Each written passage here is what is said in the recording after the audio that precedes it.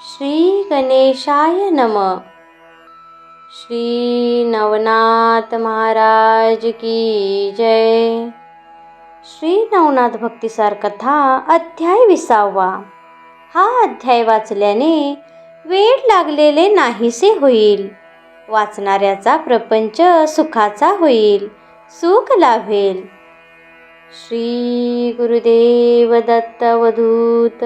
श्री राम प्रभूंनी मारुती व गोरक्ष यांच्यात समझोता करून ते स्वस्थानी गेले। मारुती मैनाकिनीच्या गावी गेला। त्याला पाहून मैनाकिनीने भक्तिभावाने नमस्कार केला। मारुती म्हणाला, राणी, मी तुला वचन दिले त्याप्रमाणे मच्छिंद्रनाथाला तुझ्या स्वाधीन केले। तुला मीननाथ नावाचा पुत्रलाभ झाला आहे, परंतु मच्छिंद्रनाथाला हे राज्य सोडावे लागणार आहे, कारण त्याचा पटशिष्य गोरक्ष महाप्रतापी सामर्थ्यवान आहे। तो त्याला इथून घेऊन जाण्याच्या निर्धाराने आला आहे। त्याने शस्त्रास्त्र विद्येत माझा पराभव केला आहे। मीही त्याच्या कामात अडथळा करणार नाही, असे श्रीराम प्रभूंना वचन दिले आहे। तेव्हा गोरक्षनाथ येथे आल्यावर त्याला कसे अडवून ठेवावे हे तू ठरव, नाहीतर मच्छिंद्रनाथ गेला म्हणून समज। हे ऐकून मैनाकिनी घाबरून गेली। मैनाकिनी पूर्वी सिंहल द्वीपात राहत होती। सर्वात रूपवती म्हणून तिला पद्मिनी हे नाव पडले। एके दिवशी स्नान करून सूर्याचे दर्शन घेण्यासाठी राजवाड्याच्या उंच सौदा तलावर ती आकाशाकडे तोंड करून उभी असताना आकाशमार्गाने विमानात बसून उपरिचर वसू चालला होता। वाऱ्याच्या वेगाने त्याच्या अंगावरील वस्त्र बाजूला झाले व गुप्तांग उघडे पडले। ते नेमके पद्मिनीच्या दृष्टीला पडले। ते पाहून ती जोरजोरात हसू लागली। याचा उपरिचर वसूला फार राग आला।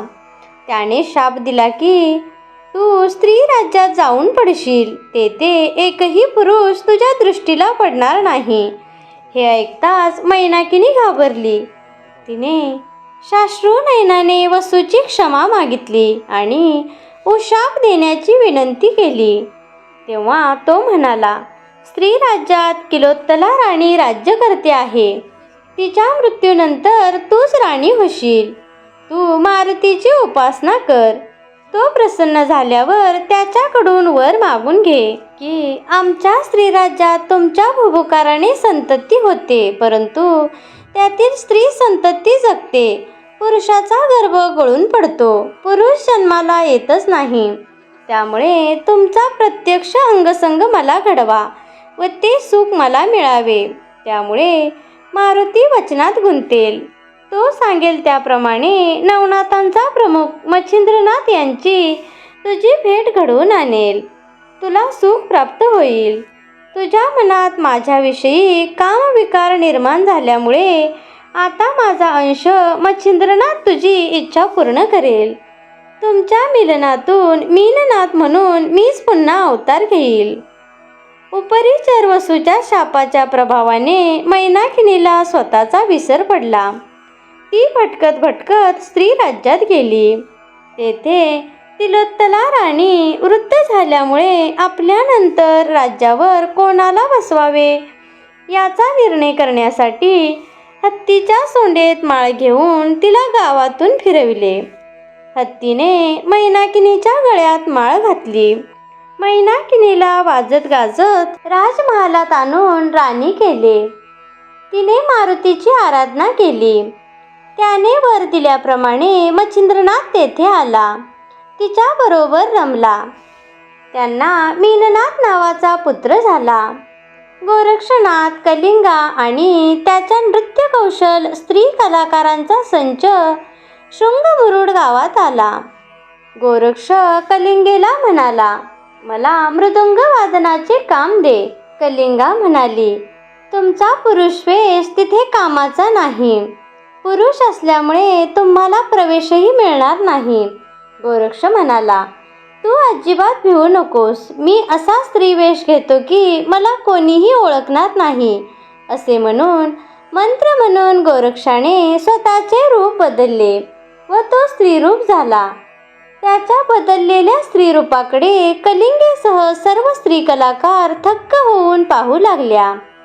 मग गोरक्षाने मृदंग घेतला. सर्व स्त्री कलाकार राजवाड्याच्या कलादालनात गेले.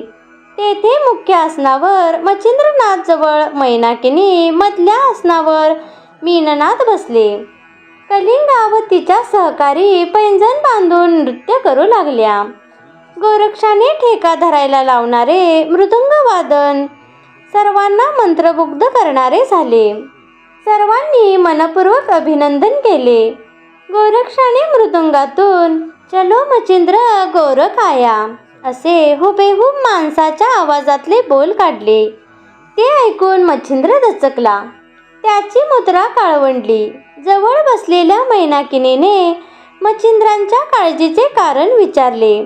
तो म्हणाला, मृदुंगातून गोरख आयाम हे शब्द मला स्पष्ट ऐकायला येतात. गोरक्ष आला असेल तर मला गेले पाहिजे. मैनाकिनीने ओळखले की गोरक्ष याच कलाकारामध्ये आहे. तिने मृदंगधारी स्त्रीला जवळ बोलावून खरे काय ते सांग असे म्हणताच गोरक्षाने आपले खरे रूप प्रकट केले. त्याला पाहताच मच्छिंद्रांनी गोरक्षाला प्रेमभराने आलिंगन दिले. गुरु शिष्याच्या भेटीचा तो सोहळा अपूर्व होता. गोरक्षाला सर्व वृत्त विचारले. तो म्हणाला, मी 12 वर्षे बद्रिकाश्रमात तप केले. त्यानंतर तुमचा शोध घेत होतो. काणिपनाथांकडून आपला ठाव ठिकाणा कळला म्हणून आपल्याला नेण्यासाठी आलो आहे. मैनाकिनी गोरक्षाच्या पाया पडली व इथला कारभार मच्छिंद्रनाथांच्या कृपेने सुरळीत आहे. ते सुद्धा मनाने यामध्ये गुंतले आहेत. ते आता येणार नाहीत. यावर गोरक्ष म्हणाला, महाराणी मातोश्री, आम्ही योगी आहोत. आम्हाला असले राजवैभव राजभोग तुच्छ आहेत. लोकांना उपदेश करून सन्मार्गी बनवण्याचे आमचे काम आहे. हे ऐकून मच्छिंद्रनाथांनाही वाईट वाटले. ते म्हणाले, गोरक्ष बाळ, तुला मी ध्यानयोगी, कर्मयोगी, ज्ञानयोगी बनवले आहे. तू शिष्य निर्माण कर. यावर गोरक्ष म्हणाला, माझ्या शिष्यांना तुमच्यासारख्या सर्व गुणसंपन्न गुरुच्या मार्गदर्शनाची गरज आहे. शिष्याच्या बोलण्याचे मच्छिंद्राला कौतुक वाटले. मच्छिंद्राने मांडीवर एका बाजूला गोरक्षाला व दुसऱ्या बाजूला मीननाथाला बसवले. प्रेमभराने त्यांना आपल्या हाताने सुग्रास भोजन भरविले. श्री नवनाथ महाराज की जय. अशाच नवनवीन व्हिडिओ पाहण्यासाठी माझ्या चॅनेलला नक्की सबस्क्राईब करा. बेल आयकॉनवरही क्लिक करा. धन्यवाद.